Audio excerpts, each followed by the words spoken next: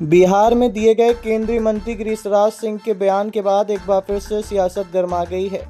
इधर मुस्लिम समाज सड़कों पर उतर आया है, जहां पर उन्होंने स्वामी विवेकानंद पर अनोखा तरीके से प्रदर्शन करते हुए पूछा कि दिल्ली में शहीदों की लिस्ट में 60,000 से अधिक नाम क्या आपको नमक हरामों के दिखते हैं। बता दें कि रीवा के विवेकानंद पार्क में मुस्लिम समाज ने अपने गले में नारे लिखे तख्ती डालकर केंद्रीय मंत्री गिरिराज सिंह के उस बयान की निंदा की, जिसमें उन्होंने कहा था कि कुछ लोग सरकार की दी गई सुविधाओं का लाभ लेते हैं, लेकिन मस्जिद से फतवा जारी होता है और हमें वोट नहीं देते हैं। के जवाब में रीवा के मुस्लिम समाज सड़क पर नजर आया। उन्होंने सवाल उठाते हुए कहा कि भारतीय जनता पार्टी को लगता है कि देश 2014 में आज़ाद हुआ है, उसके पहले आज़ादी के 60 से 65 साल तक कांग्रेस की सरकार रही। तमाम तरीके की योजनाओं का लाभ जिसने भी लिया लेकिन उसके कांग्रेस को वोट नहीं दिया। क्या हमने कभी उनको नमक हराम कहा? देश के प्रधानमंत्री इस मामले में संज्ञान लें और गिरिराज सिंह का इस्तीफा लेने का काम करें। विवेकानंद स्टैचू पे क्या कर रहे हैं? विवेकानंद जी का उद्देश्य ये था, उठो जागो और चलो। गिरिराज सिंह जी ने जो बिहार में स्टेटमेंट दिया है, बड़े भरे मंच से बोला है कि मुसलमान जो है गद्दार है, बेईमान है। हम उनसे ये पूछना चाहते हैं, अगर उनके समाज में कोई मुस्लिम हो या कोई भी जात का हो, अगर वो कहे कि गिरिराज सिंह ऐसे हैं तो उनको क्या लगेगा बताइए? हमारे समाज को बदनाम कर रहे हैं, हमारे समाज को जो है गाली दे रहे हैं। गिरिराज सिंह को माफी मांगना चाहिए। जय हिंद। आखिर क्या वजह है?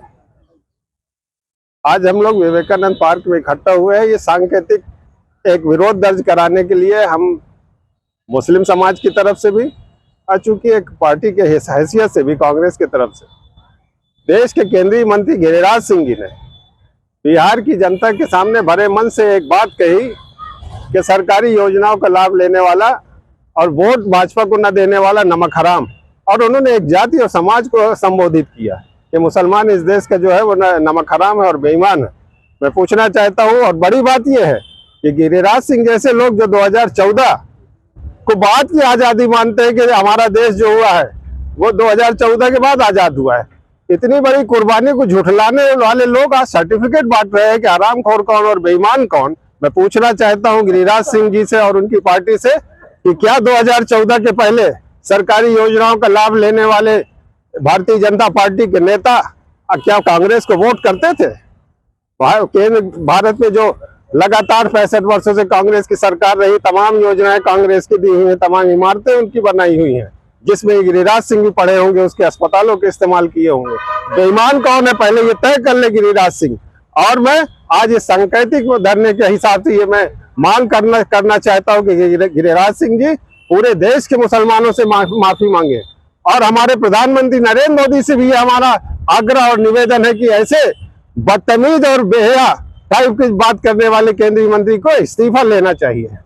अब आपके रीवा शहर में खुल गया है रिजॉर्ट डी विजय विलास, रीवा का सबसे भव्य वेडिंग और इवेंट डेस्टिनेशन। अब रीवा में भी करें डेस्टिनेशन वेडिंग का सपना साकार। The Vijay Vilas hotel and banquets, Rewa का सबसे बड़ा और शाही वेडिंग वेन्यू, जहां हर आयोजन एक यादगार अनुभव बनता है।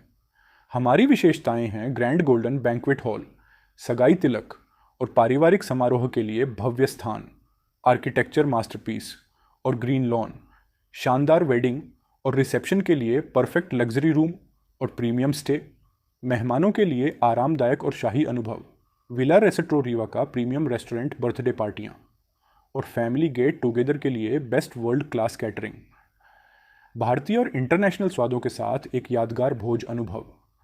अब भव्य शादियाँ और इवेंट्स के लिए दिल्ली, जयपुर या उदयपुर जाने की ज़रूरत नहीं दी। विजय विलास में रीवा का सबसे शानदार वेडिंग एक्सपीरियंस पाएं। पता है the Vijay Vilas hotel and banquets, ring road toll plaza के पास, रीवा, मध्य प्रदेश। बुकिंग और इंक्वायरी के लिए संपर्क करें 7880-08750 1 एवं 7880-0875002।